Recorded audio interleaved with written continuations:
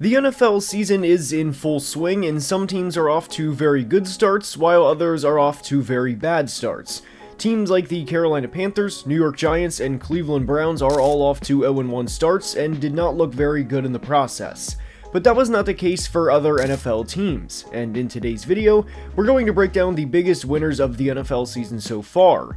Although I do expect this to change soon, we are not going to be including somebody like Caleb Williams, who struggled in his NFL debut as he threw for less than 100 yards and the Bears had 0 offensive touchdowns. It was good for them to get the win over the Titans, but the teams and players we are going to discuss in today's video are largely based off of the expectations they had heading into the season just a little over a week ago. Some games probably played out like you would expect, but others played out in a much different way. And in today's video, we're going to break down the biggest winners of the NFL season so far. Now let's begin. And we are starting today's video by discussing the New Orleans Saints. As we know, they embarrassed the Carolina Panthers in Week 1 to the tune of a 47-10 victory and scored the most points in all of Week 1. The Saints were favored in this game, and I thought they were going to win, but I thought it would have been a classic NFC South game, and something along the lines of a 23-20 or a 20-17 type victory. And it was anything but that. What's kind of funny about this is I released a video the day before this game was played titled 5 Bold Takes for the 2024 NFL Season and had Dennis Allen on the thumbnail with the caption above him, "Fired." And my take was that Dennis will be fired before season's end, and there were countless comments about how this wasn't even a hot take, and how he will probably be fired by mid-season, and that Spencer Rattler may take over for Derek Carr too. And in theory, that technically can still happen, but the take quickly looked bad. One of the players I was really impressed with in Week 1 was Alvin Kamara. I have been vocal about Kamara before and how I think this is his final year with the team, mostly due to financial implications, and granted it's only been one game, but he looked really good and he ran for over 80 yards and a touchdown. The 83 yards he had was more than any game in 2023, and he looked like a young Alvin Kamara, and not the player he was in 2023. Every game is not going to be a game where you hold the ball for over 36 minutes and hold the opposing team to 193 yards and also hold them to 1 of 10 on third down. And again, a big credit to the Saints defense for not just limiting Bryce Young, but for stopping the run the way they did too. A run game is a quarterback's best friend, and the Saints held the Panthers to an average of less than 3 yards per carry. Within the 58 yards the Panthers ran for, their longest carry on the day was an 8-yard run by Miles Sanders. There's no doubt the Panthers wanted to try and get the run game going, especially knowing the rookie year Bryce Young had, and the Saints never let them. The first offensive play of the game for Carolina was an interception, and after that they started their second drive with back-to-back runs to try and get the ground game going. Believe it or not, they ran for 11 total yards on the first 2 plays of the second drive, but after those 2 plays, they would run for just 47 yards on 18 rushing attempts for the rest of the game. This was truly an all-around complete victory for New Orleans. Now, what I will say for the Saints is they have a real chance to shut up a lot of critics in the next few weeks because their schedule is very difficult moving forward. While I am happy for the Saints and their fan base, I'm not overreacting and crowning them champions after one game against a bad team. Their next 5 games are in Dallas, home against Philly, at Atlanta, at Kansas City on Monday night, and home against Tampa. And the next 5 weeks, to me, are going to determine what type of team the 2024 Saints are. If there is a bold take to have about the Saints after one game, it's that if they can get through these next 5 weeks, they can reasonably win 9 or 10 games and make the postseason, and that is, of course, assuming they finish this streak through 6 games with a 4-2 record, because after these 5 games, their schedule is not all that difficult. Yes, they have a few difficult games here and there, but the Saints are absolutely one of the biggest winners after Week 1. And before we continue, I have partnered with DraftKings, and with football season kicking off, it's the perfect time to dive into the action. And right now, new customers who bet $5 will instantly get $250 in bonus bets, plus get 1 month of NFL Plus Premium, and that's something we all can celebrate. DraftKings is the place to bet touchdowns, and after a $5 bet, new customers will get $250 in bonus bets instantly, and 1 month of NFL Plus Premium. And if sports betting is not yet available in your state, don't worry.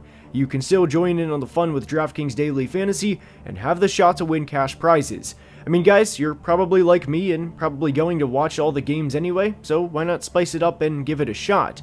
Download the DraftKings Sportsbook app now and use my promo code ANALYSIS to bet just $5 on any wager and get $250 in bonus bets and 1 month of NFL Plus Premium. And once again, that's promo code ANALYSIS, and a big thank you to DraftKings, an official partner of the NFL, for sponsoring today's video. To the Lone Star State to discuss those beloved Dallas Cowboys, and there is a lot to break down. Dak Prescott was given a very large contract a couple of hours before kickoff, and there were a lot of people that immediately said how bad of a deal it was and how much of an overpay it was for Dak. Now, as we all know, a Super Bowl is not won in the first week of the season, but this was going to be a big test for not just Dak, but the entire team. There were a lot of Cowboys fans that still had the disgusting taste left in their mouths from the Green Bay playoff game from last year, and I get it. They were embarrassed, and the 48-32 loss was not a normal 16-point loss by any means. And the question for this team was, how are they going to respond after an utter embarrassment in the most recent game they played? Ironically, they won by 16 points, but this time around, they won a 16-point game that was not close to a 16-point game. This defense was all over the field, and Micah Parsons had double-digit pressures as he finished the day with 11. Now, yes, you can make the argument that Micah was playing against backup tackles, and that this game will prove to be an outlier for him in terms of his production, and you would be right, as Micah is not going to have 11 pressures in every single game, but this was the type of game Cowboys fans needed to see to start to remove the stink from last year's playoff game. Dak wasn't great by any means, but he did something in Week 1 that he did not do in the wild card last year, which was critical, not just for Week 1, but will continue to be critical throughout the entire season, and that's protect the football. Dallas had 3 players register 5 pressures in Micah, veteran DeMarcus Lawrence, and rookie Marshawn Kneeland. Kneeland was a rookie I liked a lot from a landing spot standpoint because of this. Having Parsons and D-Law on the same team to not only be able to learn from, but to have those guys be the priority in a situation you can succeed in professionally is huge for his development. And I also thought Osa Odigizua played well along the interior defensive line, and this was as good of a game as any Cowboys fan could have hoped for in Week 1. I really thought the Browns' defense would give them fits, and they certainly did at times. But if the Cowboys can follow this game plan moving forward of not turning the football over and letting their defense get after opposing quarterbacks, they're going to win 11 games this year, if not more. Their upcoming schedule isn't too bad either, as they play the Saints and Ravens at home, and obviously the Ravens game will be tough, and ultimately I think Dallas will lose that game, then go to New York to play the Giants, at the Steelers, and home against the Lions. The Ravens and Lions games will be the closest ones I pay attention to during this stretch, and when healthy, Dak Prescott is a very, very good quarterback, and believe it or not, there's only 2 players since 2021 that have thrown 36 or more touchdowns in a season twice, Dak and Patrick Mahomes. Allowing an opposing offense to just 230 yards of offense while winning the turnover battle 2-0 will result in a win 95+% of the time. And for me personally, I don't really care that Dak didn't have a 300-yard, 3 passing touchdown game to will this team to victory. They put up 33 points, they won by double digits, and they started the year right with a road win. Across the Gulf of Mexico to Tampa to discuss the Buccaneers. Tampa won their Week 1 game over the Commanders with a score of 37-20, and Baker Mayfield played one of the best games of his career. He completed 80% of his passes, he threw for nearly 300 yards, and he threw for 4 touchdowns. The Bucs had 3 players with 5 or more receptions, and it was a highlight reel against the Commanders' defense. And heading into the game, the Bucs were only favored by 3.5 points against a team that finished with the second to worst record in the league last year, and a team that finished dead last in a lot of defensive categories. And a lot of the time, the Bucs are an underrated and most certainly an underappreciated team. Despite the Commanders putting up 20 points and Jaden Daniels making several splash runs throughout his NFL debut, the Bucs played pretty solid defense against him, and there's going to be an adjustment period for not just the Bucs, but for all NFL defenses when they play Jaden Daniels early on. Jaden's going to have his splash plays, but from a passing standpoint, he was just 1 of 4 on throws 10 or more yards down the field, and that's a huge credit to Todd Bowles' defense. I've questioned Todd Bowles in the past, more so from a game management standpoint than an X's and O's standpoint, but holding this offense to less than 300 yards of offense was a great performance by Tampa. Now, I do have some concerns with Rachaad White moving forward, and I always had questions with Rachaad White entering the season, as he had over 250 carries last year, yet did not rush for 1,000 yards, and that is very concerning. And even in this game, Rachaad had 15 carries for 31 yards, with his longest run being 15 yards, so if you take out a single run in what was a clear outlier, he had 14 carries for 16 yards. But I did like what I saw from rookie Bucky Irving and hope he can be a bright spot in this offense. We've heard the phrase said many times before that this guy may need a change of scenery, and to me, Baker Mayfield is that phrase to a T. If you include the postseason from last year, Baker has now thrown 38 touchdowns to just 12 interceptions since becoming a Buck, and I know I doubted the Bucs entering the year, and to be clear, I still would not choose this team to beat the 49ers in San Francisco with the season on the line, but it wouldn't surprise me if the Bucs win 9 or 10 games and go back to the postseason and repeat as division champions. I know it was against the Commanders, but I was pleased with how the offense played in Game 1 under new offensive coordinator Liam Cohen. The one downfall for the Bucs is they lost Antoine Winfield Jr. for a few weeks due to a foot sprain, and Winfield is one of the best players in the league and is a true game changer. I do think Tampa will lose in Detroit in Week 2, but if they can win the next few games after that, highlighted by a game against the Eagles, this could be a very sneaky team. The Bucs had a terrific Week 1, and I am incredibly happy for the success of Baker Mayfield.